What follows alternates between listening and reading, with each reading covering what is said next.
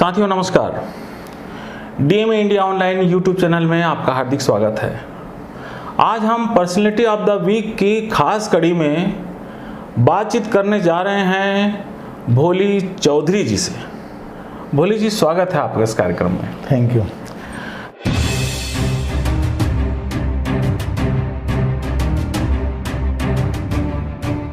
साथियों, इससे पहले कि मैं भोली चौधरी जी से आपकी मुलाकात कराऊं, बताना चाहूँगा कि भोली चौधरी जी रेलवे में सर्विस करते हैं, एक अच्छे पद पर हैं और मूवमेंट को लेकर के वो एक बहुत बड़ा काम कर रहे हैं। तमाम रेलवे एम्प्लॉयज़ के बीच में भी वे जाते हैं और जो उनकी समस्याएं हैं उन पर बातचीत करते हैं। एक संगठन भी है, संगठन के माध्यम से भी वो जो दबे कुचले जो लोग हैं, जो पीड़ित लोग हैं, उनको मदद करने की कोशिश करते हैं। और आज हम इनसे ही बातचीत करेंगे और इन्हीं के बारे में, इन्हीं से जानने की कोशिश करेंगे। तो भोली जी, आप बताइए कि आप कहाँ के रहने वाले हैं और आपकी शुरुआती पढ़ाई लिखाई कहाँ पर हुई? मैं हूँ बिहार के एक राज्य बुद्ध की धरती बोध गया के पास नवादा ज़िला से। नवादा ज़िला में गांव है सुल्तानपुर, छोटा सा गांव से हूँ।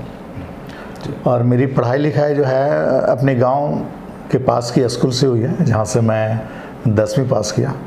और 10वीं पास करने के बाद मैं नवादा जो डिस्ट्रिक्ट हेडक्वार्टर है वहाँ से 11th और 12th किया और बीए की पढ़ाई कर रहा था। और पढ़ाई करते करते रेलवे में जॉब लग गई और मैं रायपुर में रेलवे में ज्वाइन किया। ठीक। जैसा कि आपके बारे में मुझे जानकारी मिली है कि शुरुआती दौर में आप अखिल भारतीय विद्यार्थी परिषद से जुड़े रहे और फिर आज आप अम्बेडकरी मूवमेंट को लेकर के बहुत बड़ा काम कर रहे हैं। तो ये विद्यार्थी परिषद से लेकर यहाँ तक का जो सफ़र है वो कैसे आपने तय किया, कैसे वो आपकी जो विचारधारा चेंज हुई, मैं चाह रहा हूँ कि इसके बारे में हमारे दर्शकों को कुछ बताएं। हाँ, आपने सही कहा कि चूँकि जब मैं कॉलेज पीरियड में था, ग्रेजुएशन के टाइम में, और एक हॉस्टल में रहता था, तो उसी समय मेरी मुलाकात एबीवीपी के कुछ कार्यकर्ताओं से हुआ। और मुलाकात होने के बाद उस कार्यकर्ता ने मेरे एक्टिविटी को देखा। उसके बाद मुझे एबीवीपी में जोड़ा और मैं एबीवीपी में जुड़ करके बहुत सारे सोशल वर्क किया, खास करके स्टूडेंट को लेकर के। कॉलेज में, आईटीआई में, टेक्निकल इंस्टीट्यूट में स्टूडेंट्स फेवर में बहुत सारे काम किया। महापुरुषों की जयंतियाँ मनाई। चूँकि उस समय तक मैं डॉक्टर वी.आर. अम्बेडकर को नहीं जानता था, चूँकि सिलेबस में ही कहीं नहीं था और ना ही मुझे किसी ने बताने की कोशिश किया। उसके बाद जब मैं पढ़ते पढ़ते गवर्नमेंट जॉब में आ गया, फिर यहाँ आने के बाद यहाँ एक ऑर्गेनाइजेशन मिला मुझे भारतीय रेल के अंदर। ऑर्गेनाइजेशन था all India SC/ST railway employees association. उसके अंदर मुझे काम करने का मौका मिला।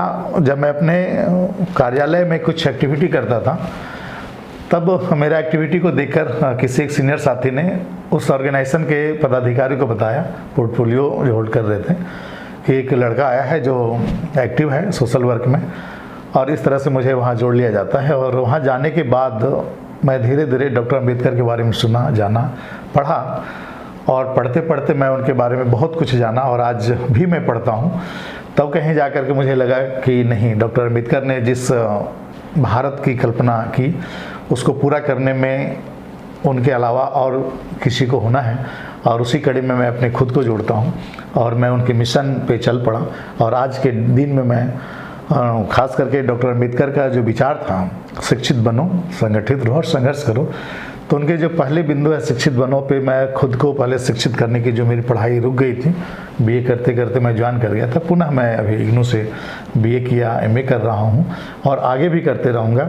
वर्तमान में मैं शिक्षा के क्षेत्र में बस्तियों में जाकर, गली मोहल्ले में जाकर, अभी जैसे नहरपाड़ा बस्ती एक है, वहाँ जाकर के मैं बच्चों को काउंसलिंग करता हूँ। अभी 10th का रिजल्ट आया सीजी बोर्ड का, उसमें हमारे काउंसलिंग के बच्चे एकदम बिल्कुल बैकवर्ड समझिए, मजदूर के बच्चे, वो फर्स्ट डिवीजन किया। मुझे खुशी मिली कि मैं शायद उस मिशन में कामयाब हो रहा हूँ और मैं आगे करता रहूँगा। जी, बहुत बढ़िया। और आप कुछ बताइए, रेलवे में जो आपकी एक्टिविटी है, जो आप करते हैं, जो संगठन से आप जुड़े हुए हैं, तो वो किस प्रकार से काम करती है और किस प्रकार से रेलवे में जो SC/ST OBC के जो एम्प्लॉयज़ हैं उनको रिलीफ देने का काम कर पाते हैं? हाँ, एक्चुअली एक बायलॉज है और रेलवे बोर्ड के द्वारा मान्यता प्राप्त ऑर्गेनाइजेशन है।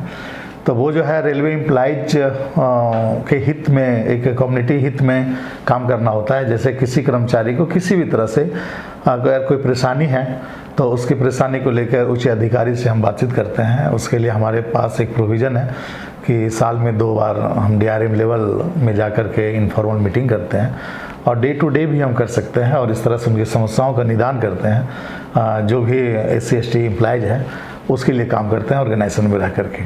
ठीक है, हम लोग 1 मिनट का ब्रेक ले रहे हैं। तो भोली जी, मैं जानकारी चाहूँगा कि आप, जैसा कि आपने बताया कि बिहार में आप गांव में आप रहते थे और वहाँ उसकी आपकी पढ़ाई लिखाई हुई, तो जैसे कि होता है गांव क्षेत्र में अक्सर भेदभाव का सामना करना पड़ता है, तो क्या आपके पढ़ाई लिखाई के या आपके करियर के दौरान किसी प्रकार का भेदभाव आपको झेलना पड़ा? थोड़ा इसके बारे में बताएं। हाँ, जब मैं हाई स्कूल में पढ़ता था तब इस तरह की परिस्थितियाँ का सामना करना पड़ता था। उसमें क्या होता था कि जो मेरा गांव था वहाँ क्लास 5वीं तक ही क्लासेस थी। उसके बाद गांव के बाजू वाला गांव में हाई स्कूल करना रहता था। तो वहाँ जब जाते थे तो जो फॉरवर्ड क्लास के लड़के थे वो हम लोग को पढ़ने में डिस्टर्ब करता था। मतलब पढ़ करके अगर छुट्टी के टाइम में बाहर निकले तो वहाँ मारपीट करना, छेड़छाड़ करना और स्कूल में हमेशा पढ़ाई में विघ्न डालने का काम करता था। चूँकि वो पढ़ता नहीं था, लैंड लॉर्ड उन लोग के पास बहुत लंबे चौड़े ज़मीन जायदाद हुआ करते थे, तो उनको पढ़ने लिखने से मतलब नहीं था। लेकिन उस समय मैं समझ चुका था कि सारी समस्याओं का हल पढ़ाई में ही है, इसलिए मैं पढ़ाई के प्रति बहुत ही सिंसियर था। प्रतिदिन क्लास आना, यहाँ तक कि गांव में बोलता था पढ़ाई लिखाई से कुछ नहीं होता। गांव में एक व्यक्ति तो ऐसा मिला कि आजकल मेहनत करने से भगवान मिल जाता लेकिन नौकरी नहीं मिलता है, ऐसा भी सीन सुनने के लिए मिला। लेकिन जब मैं सक्सेस हुआ, जब गवर्नमेंट जॉब में आया, तो आज हमको देख के सिर झुका लेता है। चूँकि मैं पढ़ने के प्रति इतना सिंसियर था, गरीब परिवार होने के नाते मेरे पिताजी कहते थे कि खेत में पहले काम करना है, उसके बाद तुम स्कूल जा सकते हो, लेकिन काम करना पड़ेगा। तो मैं सुबह सुबह खेत में काम करता था और खेत में काम करने के बाद स्कूल जाना ही था। तो कभी कभी देखते थे कि लेट जब हो जाता था तो घर से स्कूल जाने के रास्ता जिगजैग था। तो मैं क्या करता था, क्लास ना छूटे करके मैं तैयार होकर के शॉर्ट रास्ते से रनिंग करके जाता था, दौड़ के जाता था। अच्छा। जिससे कि क्लास ना छूटे। चूँकि पढ़ाई के प्रति हमारा लगाव बहुत ज़्यादा था, लेकिन वहाँ कुछ सरकमस्टांसेस ऐसी थी कि विरोध मिलता था, पढ़ने में डिस्टर्ब करता था। बावजूद इसके इंटरेस्ट इतना ज़्यादा था कि high school first division pass करके फिर मैं डिस्ट्रिक्ट हेडक्वार्टर आकर के, जहाँ से 11th 12th और BA की कुछ पढ़ाई किया और वहाँ करते करते जैसा मैं बताया कि जॉब में आ गया था। तो इस तरह से मिला बहुत सारे डिस्टर्बेंस। चूँकि फॉरवर्ड क्लास था तो उसके गांव से होकर के जो हमारा रास्ता था, तो हमारे गांव के लोग वहां से जाना आना बंद कर दिया था और जो बैकवर्ड के गांव से होकर के जो मेन रोड में आने का था उस रास्ता को चालू किया। वो परिस्थिति थी गाँवों में उस समय। और आर्थिक समस्या भी आई होगी, तो उसके लिए आपने क्या किया? कुछ आर्थिक? हाँ, जैसा मैं कहा कि आर्थिक समस्या तो थी ही। चूँकि मैं एक मजदूर किसान का बेटा था तो पढ़ने के लिए पैसे नहीं थे, हॉस्टल में रहने के लिए कुछ पैसा तो चाहिए ही था। तो मैं 11th में रह करके ही क्या किया, छोटे बच्चों को पढ़ाने के लिए मैं होम ट्यूटर बन करके घर जा के पढ़ाता था। वहाँ से जो मुझे 100 रुपया मिलते थे वो अपने पॉकेट खर्च चलाता था। यहाँ तक कि मैं पैसे के अभाव में एक ऐसी समस्याएं झेला कि वहाँ कॉलेज के अंदर पढ़ाई नहीं होता है सरकारी कॉलेज में, जैसा आप जानते हैं। तो 11th और 12th की पढ़ाई थी, IEC हम लोग बोलते हैं 2 years कोर्स का। उसमें पहली बार मैं फेल हो गया था, चूँकि कॉलेज चलना नहीं है, ट्यूशन के लिए पैसा थे नहीं हमारे पास। तो जब मैं फेल हो गया तो मेरा पढ़ाई एक तरह से कुछ समय के लिए थोड़ा सा ऐसा लगा कि छूट जाएगा, लेकिन इंटरेस्ट था, पढ़ना है तो केवल पढ़ना है। तो फिर मैं क्या किया, जो पढ़ाता था उससे जो 100-200 रुपया मुझे मिलता था, उससे क्या किया, मैथ का ट्यूशन लिया और पैसा कम रहने के कारण पूरे फिजिक्स का ट्यूशन नहीं ले सकता था, पूरे केमिस्ट्री का नहीं ले सकता था। तो आधे फिजिक्स आने की 2 वॉल्यूम था, तो एक पार्ट फिजिक्स का, एक पार्ट केमिस्ट्री का। पैसे के अभाव में पढ़ करके मैं दूसरी बार एग्ज़ाम में बैठा और 12th पास किया और अपनी पढ़ाई को धीरे धीरे इनसे ही जारी रखा। तो जैसा कि आपकी जो एक्टिविटी है जिसके लिए आप जाने जाते हैं, रेलवे में एम्प्लॉयज़ को लेकर के आप जो संगठन है उस पर काम करते हैं, तो मैं चाह रहा हूँ कि कुछ अपने संगठन के बारे में बताइए, और कुछ लोग जो रेलवे के एम्प्लॉयज़ हैं अगर आपसे जुड़ना चाहें तो कैसे वो जुड़ेंगे, थोड़ा इसके बारे में भी बताइए। हाँ, रेलवे में जो हमारा संगठन है, जिस प्लेटफॉर्म से आज मैं काम कर रहा हूँ, all India SC/ST railway employ association, वो अलग अलग चरणों में काम करता है, ब्रांच लेवल, मंडल लेवल, जोन लेवल और सेंट्रल लेवल में। तो ब्रांच में जिस भी यूनिट में, जिस भी डिपो में 50 से अधिक कर्मचारी है, वहाँ एक ब्रांच बनाते हैं और ब्रांच में 10 मेंबर एग्जीक्यूटिव होते हैं, जिसमें 3 इलेक्टेड होते हैं और बाकी 7 नॉमिनेट होते हैं। वो 3 इलेक्टेड जो होते हैं डिवीज़न के एग्जीक्यूटिव्स के लिए वोटिंग करके डिवीज़न के एग्जीक्यूटिव को इलेक्ट करते हैं, और ठीक उसी तरह से डिवीज़न जोन सेंट्रल को इलेक्ट करता है। तो इस तरह से बॉडी फॉर्मेशन हो जाता है। और हम लोग खास करके जो है SC/ST एम्प्लॉयज़ जो हैं, उनकी जो समस्याएं हैं डे टू डे, उसको लेकर के हम चौकन्ने रहते हैं, उनको हल करने के लिए बड़े अधिकारी से मिलकर हल कराते हैं। और बीच बीच में जैसे हम अम्बेडकर जयंती के माध्यम से, फुले की जयंती के माध्यम से, इनकी जयंतियां मना करके डॉक्टर अम्बेडकर का जो मिशन है वो लोगों को बताते हैं, और ख़ास करके शिक्षा के प्रति लोगों को अवेयर करते हैं। चूँकि अगर हम कर्मचारी हैं तो हम शिक्षित हैं तभी हम जाके सरकारी कर्मचारी हो पाए हैं, और डॉक्टर अम्बेडकर का जो कहना था बैक पे टू सोसाइटी, इसके ऊपर भी अवेयर करते हैं लोगों को कि यदि हम आगे आ गए हैं तो पीछे जो है जो हिस्सा सामने नहीं है उनको हम बैक पे टू सोसाइटी के लिए कुछ गरीब बच्चों को डोनेट करते हैं। या हमारे कुछ ब्रांचेज, एक दल्ली राजा ब्रांच है, एक BM ब्रांच है, एक शेडोल में है, तो उसमें ब्रांच के अंदर क्या करते हैं, फ्री कोचिंग देते हैं बच्चों को, कि खास करके कम्पिटिटिव एग्ज़ाम का, जैसे कि एक अच्छा गाइडलाइन दें, कोचिंग दें, और वो जो है आगे निकल के आ पाए और जॉब कर सके, जिससे कि वो आर्थिक रूप से आज़ादी मिल पाए उसको। तो हम लोग अपने जो समस्याओं के हल के साथ साथ डॉक्टर अम्बेडकर की मिशन को भी लेकर के इस प्लेटफॉर्म से हम आगे बढ़ते हैं, और शिक्षा के क्षेत्र में स्पेशली, जिससे कि यही एक माध्यम है, जैसा डॉक्टर अम्बेडकर ने कहा, सबसे पहले शिक्षित बनो। यदि हम शिक्षित बनते हैं तो अपने आप हमारे अंदर की सारी बुराइयां बाहर आ जाएगी और हम देश के हित में, समाज के हित में काम करेंगे। बिल्कुल। तो जैसा कि देखने में मिल रहा है कि जो SC/ST OBCs के लोग हैं वो बड़े मुश्किल से सेवा में आते हैं, और सेवा में आने के बाद में वो अपना घर परिवार और अपने जो कस्टम को अपनाने में ही ज़िंदगी पूरी अपनी लगा देते हैं, लेकिन पे बैक टू सोसाइटी नहीं कर पाते क्योंकि वो मिशन से जुड़े नहीं होते हैं। तो मिशन से लोगों को जोड़ें, इसके लिए क्या कुछ गतिविधियां होती है आपके सोसाइटी में?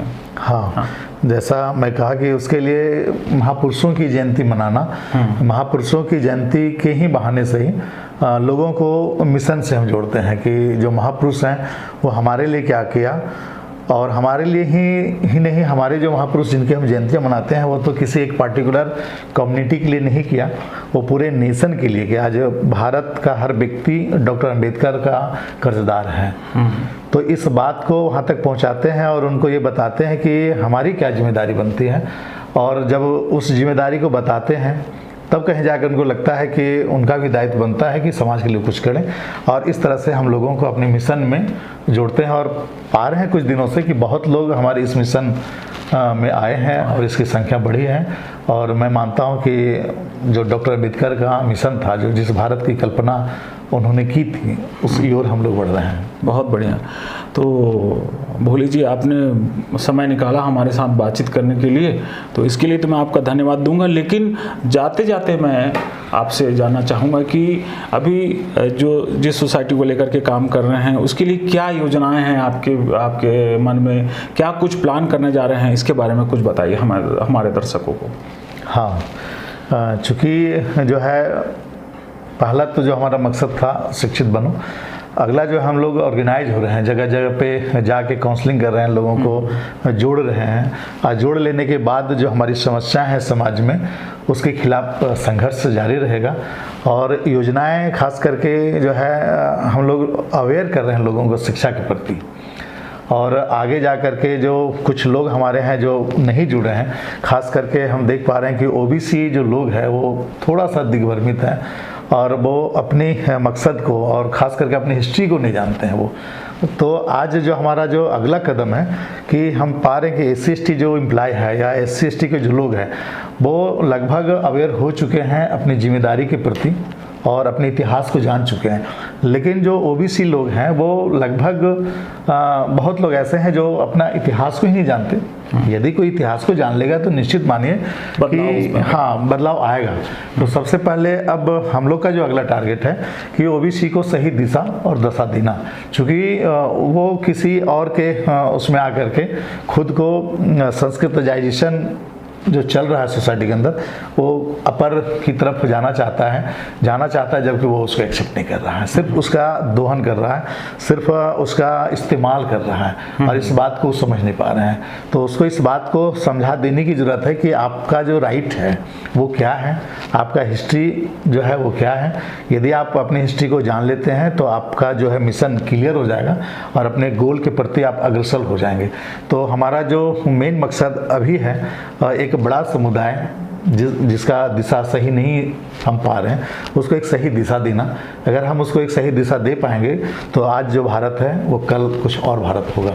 क्योंकि एक बड़ा समुदाय है जो दिग्भ्रमित है, जो दिशा विहीन है, वो अपने सही दिशा में नहीं है, जैसा अपन पा रहे हैं जगह जगह जो एक्टिविटी देख रहे हैं या वर्तमान जो सिनेरियो है भारत का उसमें देख रहे हैं कि एक ऐसा वर्ग है जिसका सिर्फ कुछ लोग इस्तेमाल कर रहा है और उसको दे कुछ नहीं रहा है।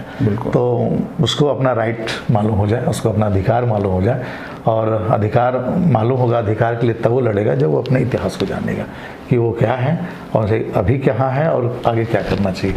तो हमारा जो अगला जो मेन मकसद है वो मकसद है कि जो दिशा विहीन लोग हैं जिनको अपनी दिशा नहीं मालूम है इसलिए वो गलत दिशा में जा रहे हैं, उनका एनर्जी वेस्ट हो रहा है, तो एक सही दिशा में जाएं। इसलिए हम उनको मार्गदर्शन दे पाएँ, उनको जोड़ पाएँ मिशन से, कि उनको बता पाएँ कि एक इतने बड़े हमारे काशीराम साहब ओबीसी हैं, एक बहुत एक अच्छा सा पोस्ट छोड़ करके, एक साइंटिस्ट का पोस्ट छोड़ करके हमारे लिए काम किया, लेकिन उनको इस बात की जानकारी नहीं है। और महात्मा फूले जो है एक ओबीसी हैं, इसकी जानकारी हमारे बहुत सारे ओबीसी साथी को नहीं है, और इसका परिणाम ये होता है कि उनके बताए मार्ग पे नहीं चल पाते हैं। अगर वो जान लें कि वो महात्मा फूले उनके लिए किया, काशीराम साहब उनके लिए किया और काशीराम साहब उनके शुभचिंतक रहे, तब कहीं जाकर के उनकी चिंता, उनके मिशन को लेकर के आगे बढ़ेंगे। तो यही अभी है हमको कि उनको ये बताना है कि महात्मा फूले की मानिए जो आपका भविष्य देखा है, जो पूरा हर अपनी खुशी को छोड़ करके, अपने साइंटिस्ट के पद को छोड़ के काशीराम साहब जो हमारे लिए जो सपना देखा है, उनके उस सपना को और उनके उस कार्य को सम्मान देते हुए उनके मिशन को आगे बढ़ाएं। तो इस तरह से जो है अगली मिशन कि जो दिशा विहीन है उसको हम एक अच्छा दिशा दे पाएँ, जिससे कि भारत का दशा दिशा बदल पाए। बिल्कुल बिल्कुल, बहुत सही कहा आपने। और भविष्य में भी आपके साथ कुछ मुद्दों पर लेकर के भविष्य में भी हम बातचीत करते रहेंगे। तो साथियों, आपने इस वीडियो को ध्यान से देखा, इसके लिए आपको बहुत बहुत धन्यवाद। अगले हफ्ते रविवार को फिर हम किसी खास पर्सनैलिटी के साथ आपके सामने फिर से रूबरू होंगे। तब तक के लिए अनुमति दीजिए। बहुत बहुत धन्यवाद। नमस्कार। नमस्कार। नमस्कार।